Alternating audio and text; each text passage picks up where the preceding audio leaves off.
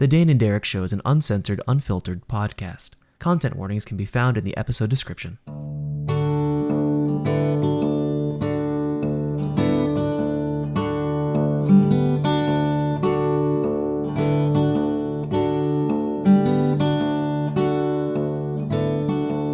Hello everyone, welcome back to the Dane and Derek Show. My name is Derek and I'm one of your two co-hosts, as you probably could have guessed. I play a lot of D&D and tabletop games, and I make a lot of movies, and joining me, as the title would suggest, is my good friend, Dane. Hey, I'm Dane. I've been thinking about this a lot lately when we've been recording, thinking about, I think in the next couple of months I'm going to have to change my little intro here, and I'm thinking about that. Ooh, yeah. Finally. Yeah, Intro it's upgrade. time. It's time, New but for intro. now, I am a writer, musician, podcaster, and lover of tabletop RPGs. Wow. We are definitely an artsy pair, aren't we not? Oh, yes. Very, very much. Very much. Yeah. So, yeah. This was your idea, and I really liked it, so I want you to break it down. Yeah, so this week's episode is the supporting artist. It's something that I think a lot of people are and probably don't even realize it, but basically it's the idea that as an artist, you are working for another artist supporting their work. And yeah, I wanted to talk about this idea of being an artist that is supporting another artist doing, you know, whether it be editing for someone or painting for someone or building a set for someone or editing words for someone versus editing video for someone. uh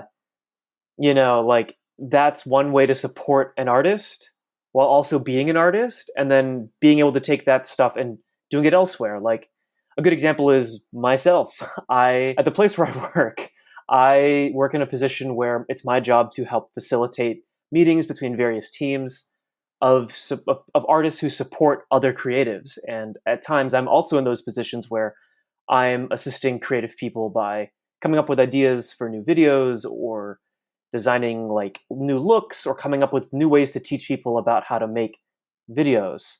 And a lot of that has translated into the kind of stuff I do outside of work, in the sense that I do a lot of live performance stuff now as well. And so it's I'm helping mix microphones or setting up live cameras for people who are going to be performing. And that's a form of being creative while also supporting someone who is an artist. And I wanted to get your thoughts on it because I feel like you've also been in this position before. And it's one of those things where I think it's a real blessing to be able to be creative in a job. But also I know that being a support artist for someone, at a certain point, there are walls that you will find yourself within. And I think it's a matter of dissecting when is it time to leave supporting that artist to go do your own thing. So it's kind of a mishmash of a handful of ideas, but yeah, that's where the idea came from.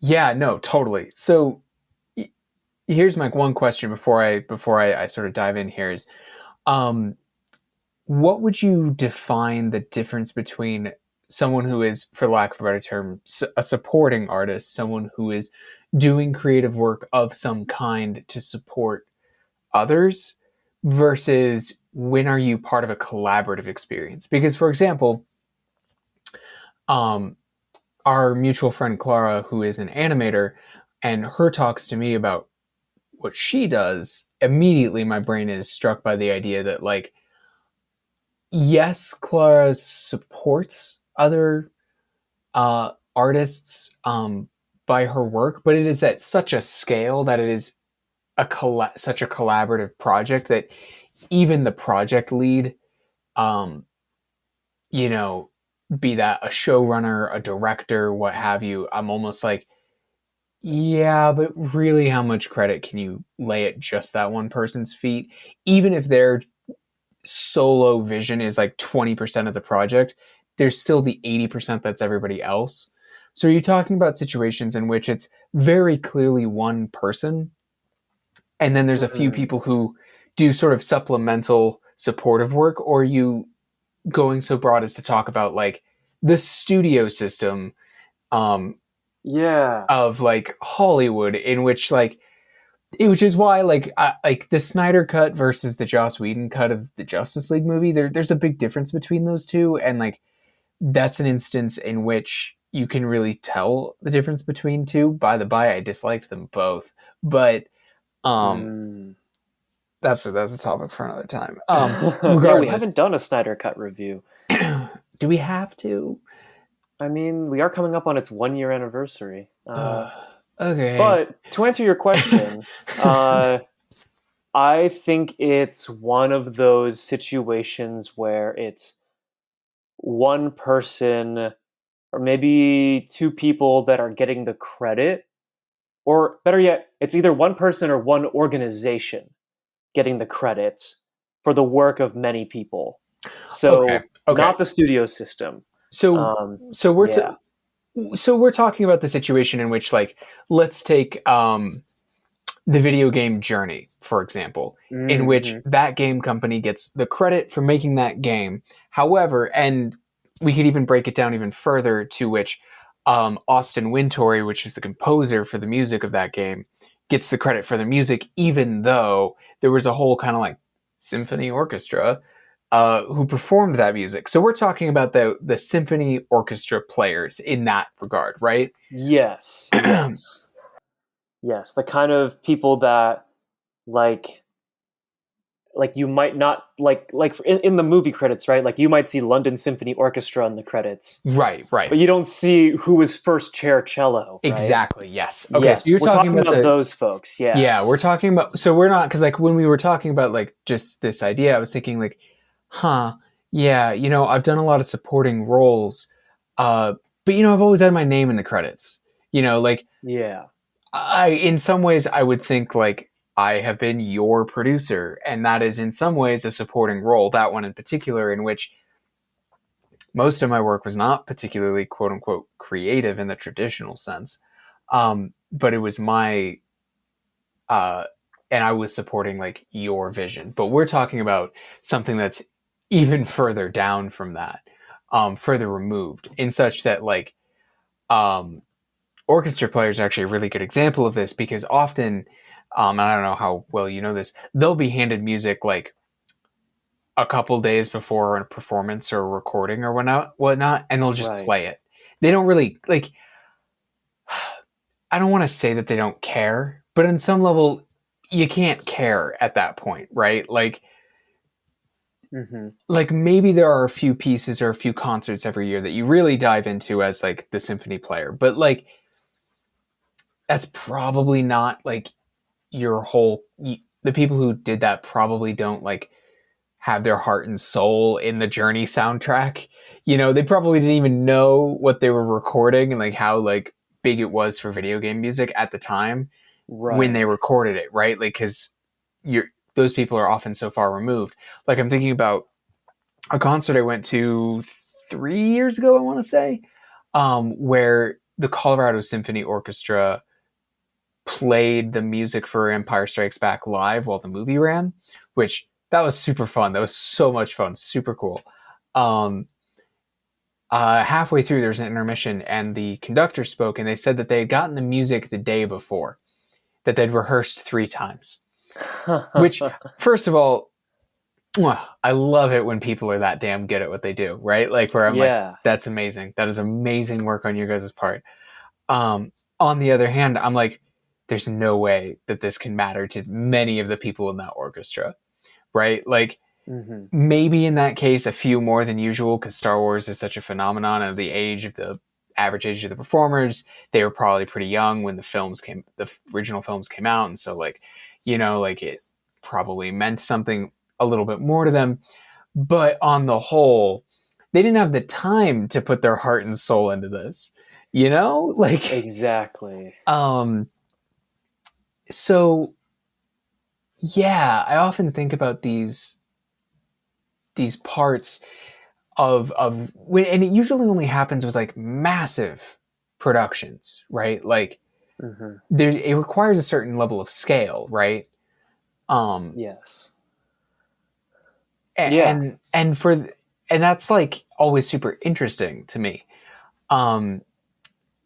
because when there are moments in which like a piece of a work comes together on a scale of that size, like, you know, like Thor Ragnarok, for example, the number of Mhm. hands that touched that fucking movie, Yeah. um, because it's a Marvel movie, right in the thick of things. It's important to all of this stuff, and like, you know, that there's nobody who can, I think, even Taika Waititi, not even him, has like the full control of that work, and you can still see his thumbprint on it, but it's, you know, still a Marvel movie and all that. Um, and and to think about um, the fact that the music in that sings, and you know the visuals do, and the lighting, and right. I'm always floored when a movie or a video game of that scale is good at all, because I'm kind of the mind where I'm like, wow, that many people all had to kind of have their head straight about one thing, Yeah. and that's really hard. That's so hard. And it's why I think the vast majority of like, uh, for lack of a better term, like big budget stuff is kind of like meh.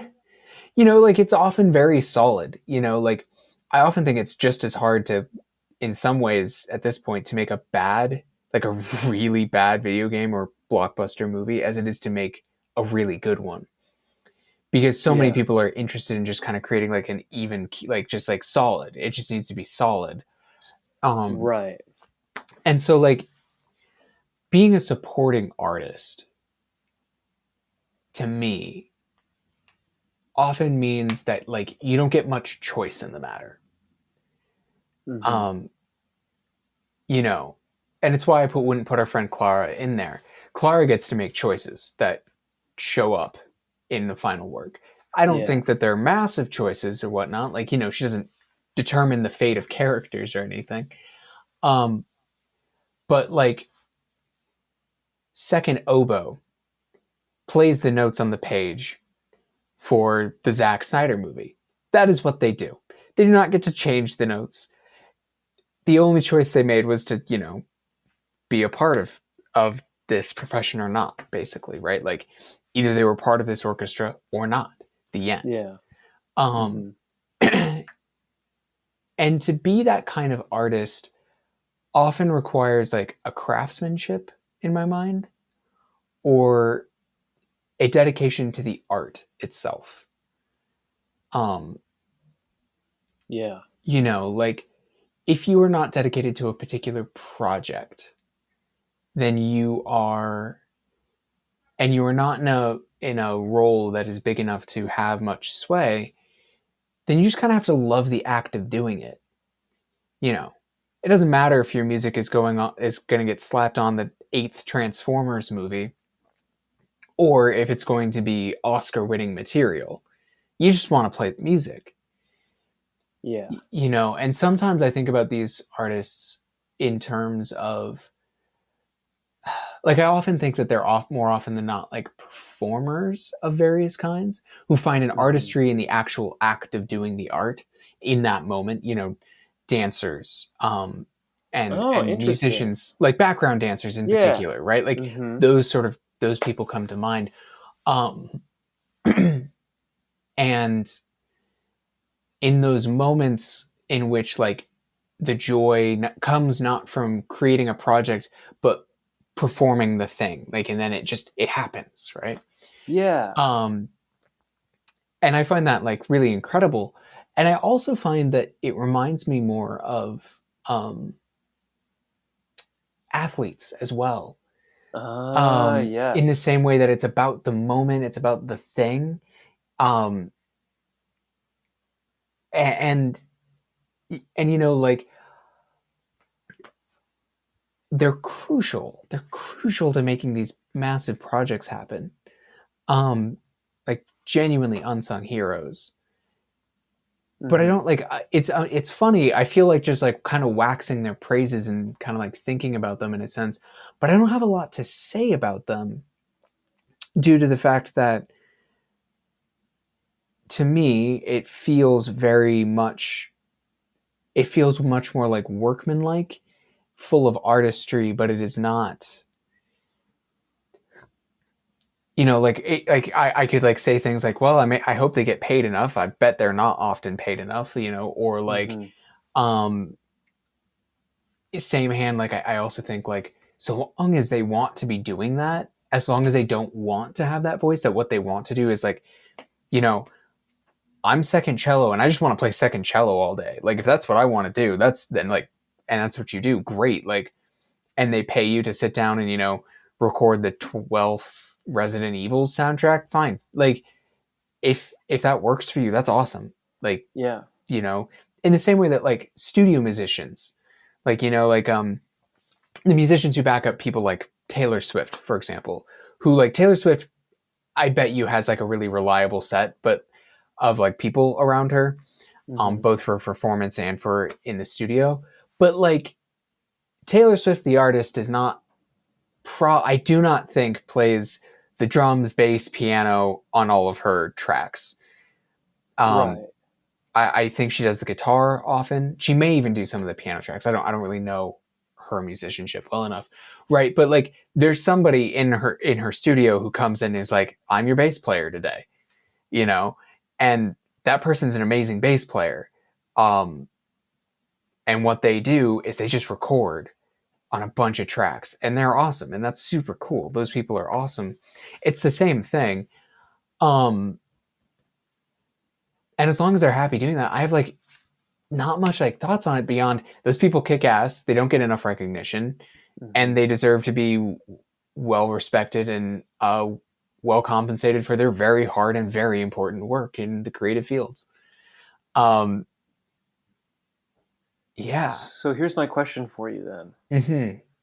When a person is a supporting artist and has that workman athlete like mentality about I show up, I do my thing, I do it really well, and people bring me back because I do it really well. What happens when they go home and perhaps they do have an artistic practice outside of their day job, so to speak? You know, how do you think an artist in that position where they're using their skills every day, right? Mm-hmm. Um, how do you think that they translate that to their own practice outside of what they do every day? I guess maybe that's the question I'm looking for here in all this. Um, my first thought is I think we should have Clara on the show and ask her this Yes. question because she would have a much more in depth answer to this.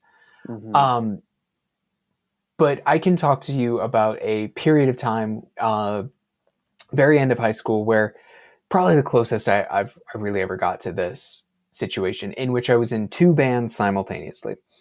In one of the Mm. bands, I was a rhythm guitarist and sax player. I didn't write a single song. I didn't sing on a song. I didn't record with the band. I just played gigs with them. That's Hmm. all I did. And in the Right. other band, I wrote I wrote the songs and I didn't write as much of the music, but I wrote lots of lyrics. I performed, I recorded, I edited. Like I did all this stuff with the other band. Um, and they kind of fed into each other. Um, Mm. because the performance band really made me be really good. Um, or push my level up a little bit. Because I was like, Hmm. I need to be a better player because it's the only thing I'm here for, right? Um, and I need to kick ass at this. I really do. And so that really pushed me. And I, like got involved with their songs. It was super cool. Um, Right. I really got to know their songs well, and that like influenced my own writing. And I was a better player when I get back to the other band where I brought that musicianship. Like it was like kind of like they fed into each other nicely. Though I did notice that on the days when I performed with the performance band, I I was done after that. Do you know what I mean? Like Mm. Yeah.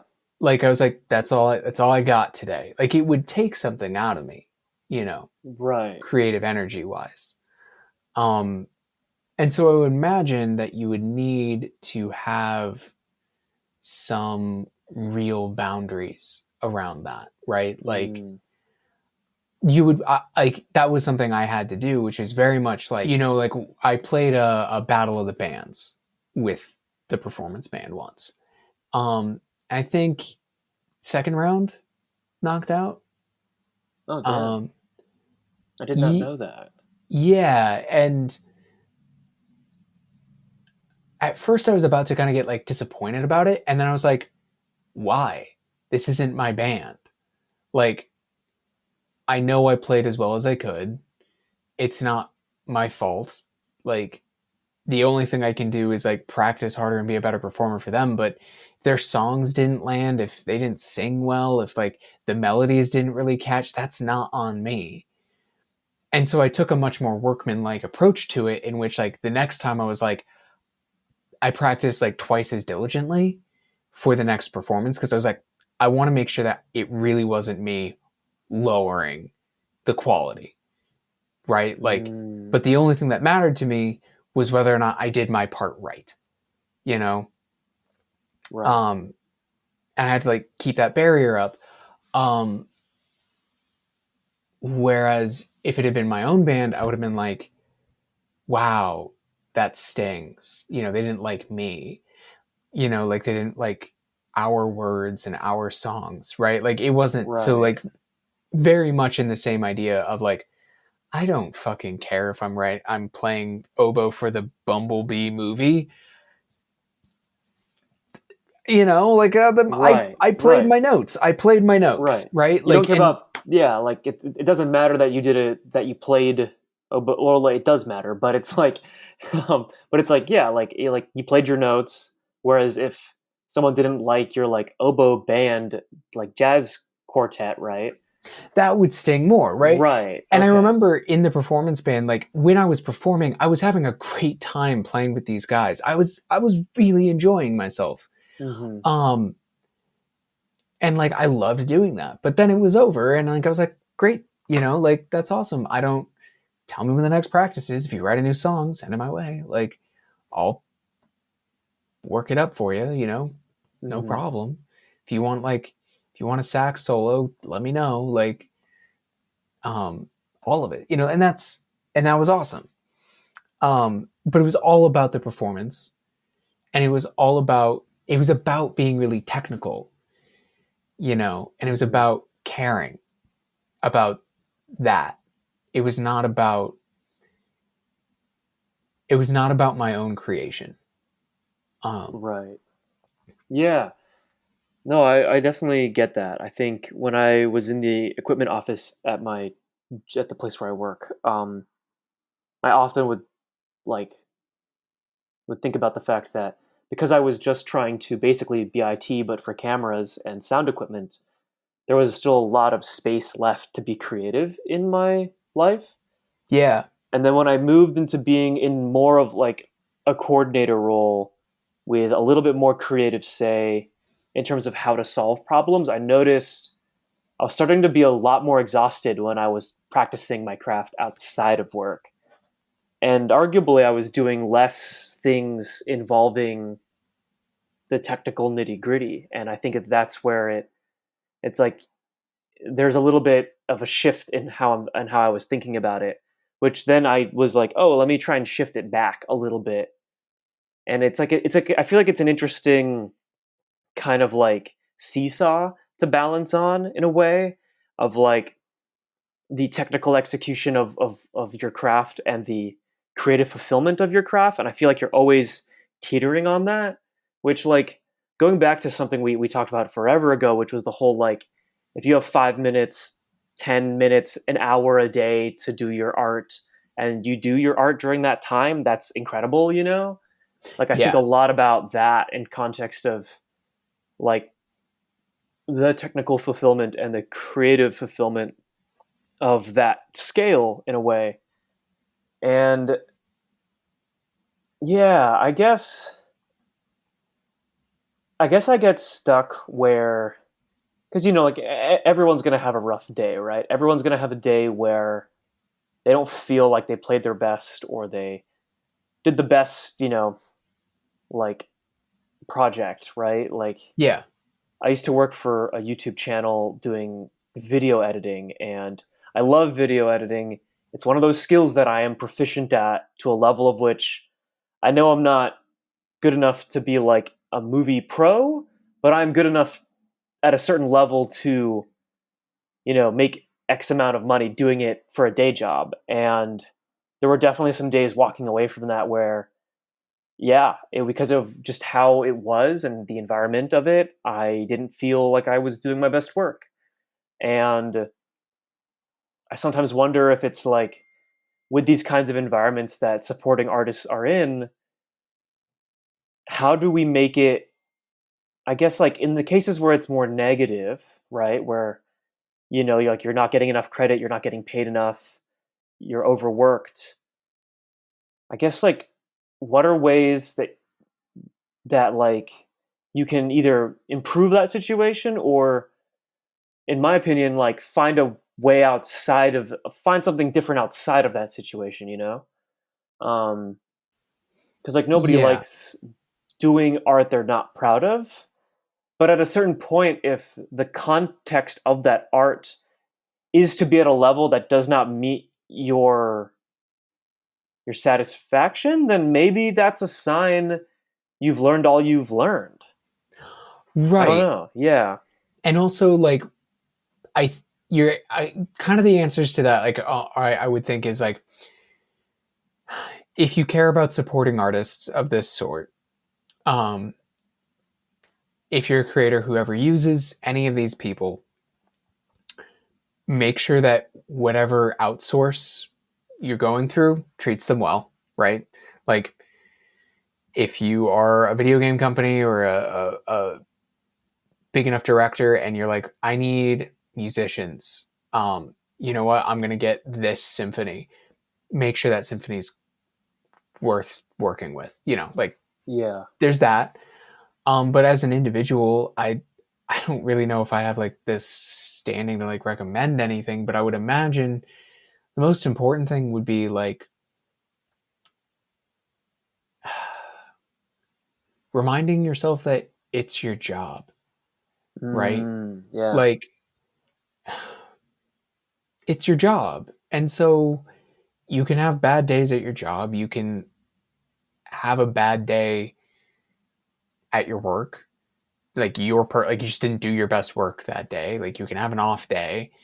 Hell, you can have that with your own art at home, personally. Mm-hmm. Like I think the important thing to remember is that nobody is all one thing, right? And it's like totally okay. Like I think it's totally okay to be a, you know, second chair cellist in a symphony orchestra, and that's your Yeah. job. And then maybe your side energy is like, I play pick up three basketball down at the rec, and that is like the thing that like makes my heart light up, Yeah. like because at some point it becomes your work, and it's okay for your work to be something you're passionate about and fulfilling and all of these things, but it also won't ever not be your work, right? Like Mm-hmm. that is, to make it personal, that is something that like has really influenced my decisions over the last few years, which is a realization that I never want my living situation to hinge on my creative work. Mm. Like if my creative work ever became profitable, great, bonus. Um, but for example, I never want to eat dinner based off. Well, I don't want my whether or not I go hungry to be based on how many books I published or sold ever in my life. Um, Right. do I want to see my book on a shelf? Kinda, yeah. But that's a different thing to want, you know. Right. And Yeah. No, that's a really good point. And so, and if you want to make money off of your art, like you're living, I should say, off of your art, then on some level, it's going to be work, you know? And on some level, that's just going to be part of it, you know? And even if you're, let's say you're Wes Anderson, where you're kind of an auteur filmmaker who gets to basically make what they want. You can't fuck up. You are the ultimate freelancer, right? Like, Right. you know, like, and that kind of, there's a downside to that. There is. In the same way that, like, you know what? If you're that second cellist, hell yeah. You know, like you make your dinner based off of being the cellist. That's amazing. But the downside is, you know, whether or not you got your job is this thing that you probably also have a lot of love for, and that kind of, I don't want to say taints it, but it does put it in a certain light, right? Right. It is different to get up and play cello every day because that makes you happy than it is to get up and play cello every day because you have to, because you need $700 for rent next week. You know, that's different. Right. That's different. And there's a fulfillment that I think totally can come with that, and often does, right? Right. With all of these things that I'm talking about. Right, you know, like, I don't want to be the person who's like, my main job, I'm an author or whatever. I don't want that, but at the same time, I don't get to necessarily ever be like, that is what I do, and that is all I do, and it's right. You see what I'm saying? Like, and these things all come with trade-offs. And I think the important thing, no matter what, is finding the thing that you find fulfillment in and enjoyment in, regardless of the trade-offs. Because there's no such thing as a thing that doesn't have a trade-off of some kind. Right. And there's no such thing as a job that's perfect every day. Exactly, yeah. And so it's about finding that balance, I think. And these supporting artists are awesome. Yes. But I think we're coming up on time. We are. And I do want to say before we do this, we got to do an episode though on what the other sort of supporting artist, the person who's very crucial to a project, but is not necessarily the creator of the original idea or the spearheading person. Yes. Because that is also a very interesting person. Yes.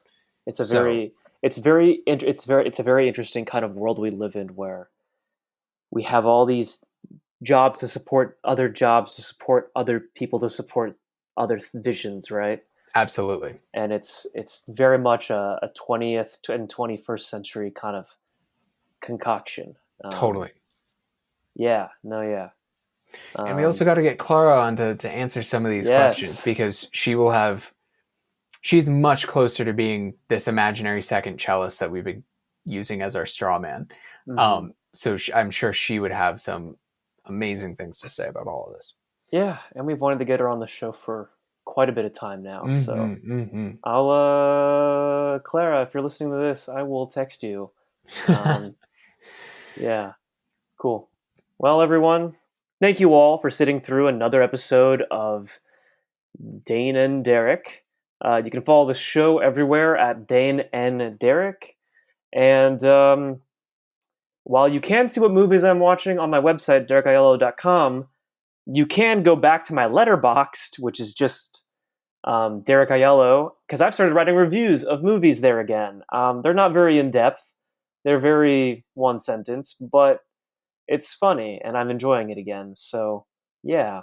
Nice. You can find me at danewrites.com. Links to my Substack, where you'll be able to read kind of a smattering of what I write, as well as my podcast, Diceology, music I've written, recorded, and performed in the past, and my Twitter. I don't know why I keep plugging that. I don't. You do really anything got to with it. stop plugging. I your do. Twitter. I gotta update all these things. Yeah. But I'll get to it. One of these days. We're not Some in a rush. fine day. Yeah. But yeah. Well, thanks for hanging out, everyone. Catch you later.